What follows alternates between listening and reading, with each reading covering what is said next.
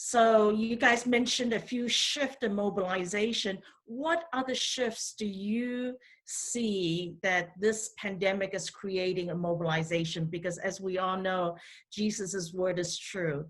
The harvest is plenty, the workers are few. So we are still to train and mobilize and send and equip workers for the harvest. But how has this pandemic created further shifts? And I'm just thinking, if the global economy continues to drag, that would create a shift. Are we going to depend more on grassroots mobilization? What do you guys think? What other shifts do you see? Mm-hmm. Yeah. Well, Mary, thank you so much. The shifts are really seismic. They're huge.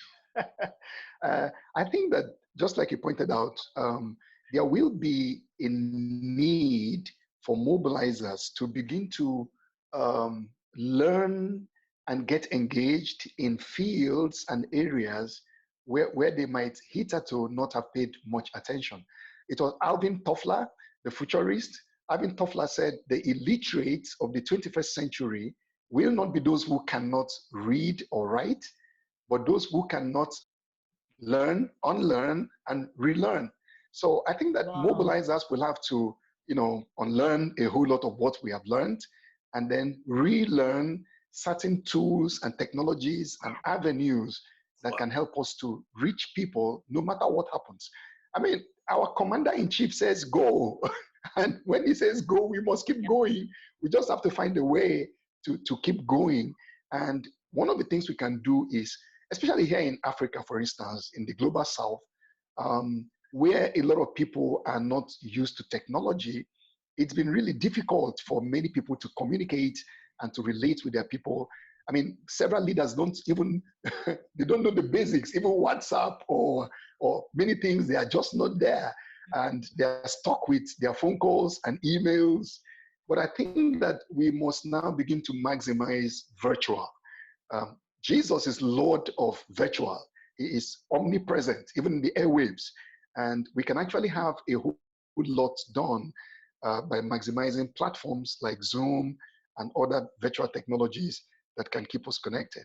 And then I think that we should also begin to focus on mobilizing every believer for small group ministry, equipping every believer to lead small groups, doing our mobilization through the different small groups and the networks. So I think that these aspects could become more prominent shifts that we could see in the years ahead. And then one more thing, even the financing is also going to go local. While it will be useful for us as part of collaboration in ministry to share resources, suddenly with this crisis, people have to source whatever they eat or whatever they do locally, basically. So even that is also going to manifest itself in the way we mobilize. Yeah, so these are some of the shifts I see, Mary. Thank you. Those are great thoughts, Ferdinand.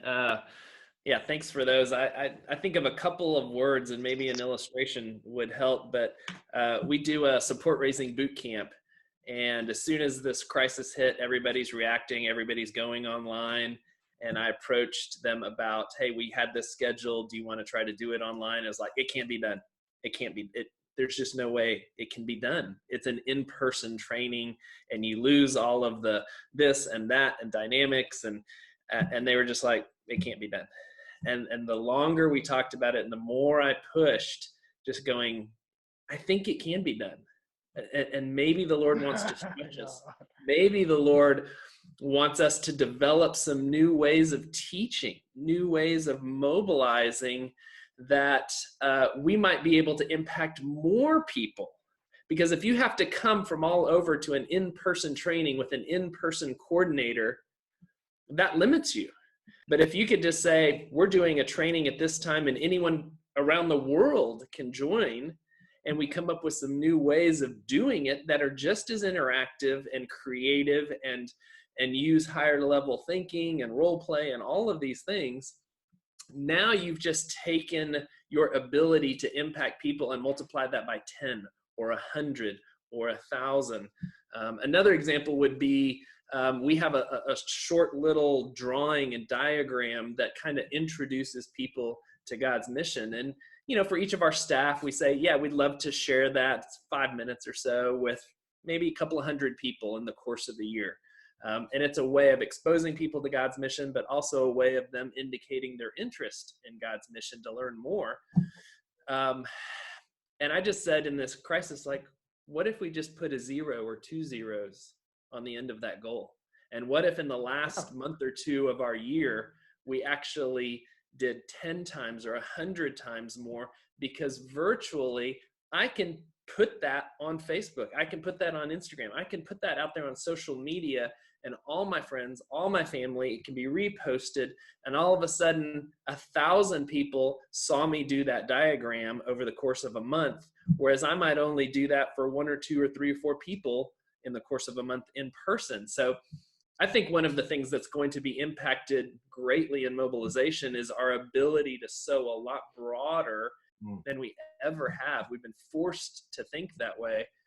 And then think creatively about how can that then lead to actual community and actual relationship, as Ferdinand was talking about. How can we go from very broad sowing people that we had never have met or had interaction with, to bringing them into, yeah, I'd love a missions coach. Yeah, I'd love to join a small group. Yeah, I'd love to come to an online training or something like that. I think there's a whole, untapped areas in mobilization that we just weren't even had the eyes to see. I think of whole areas that are untapped in mobilization, like children, and how do we mobilize children better? And virtually would be great. They have been raised on a screen. Why are we not out there, mobilizing children using, media?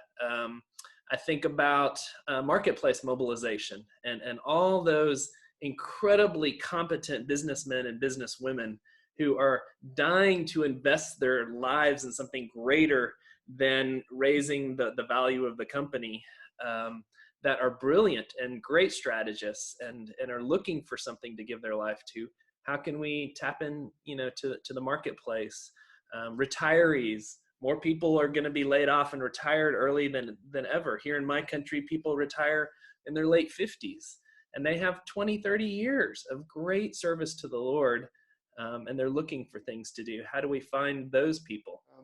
Let me also say that while this crisis has driven nations to, there's a lot of nationalism going on right now. Every country is, protecting its borders. Ethnic groups are protecting themselves. I also see that this crisis provides opportunity for global voices to be heard. The reason, for this is because now suddenly people, a guy in a corner in India or somewhere here in Nigeria, can get his message of mobilizing to the world virtually if you will but engage the technology. So I think that there is a real sense in which, just like John shared, we can actually see cutting edge mobilization messages and programs being globalized when they were initially much, much more local, for the simple reason that now they are virtual. The people that were doing them face to face have suddenly realized that, hey, we can put this out there and engage, much more people. So I think that is really very helpful.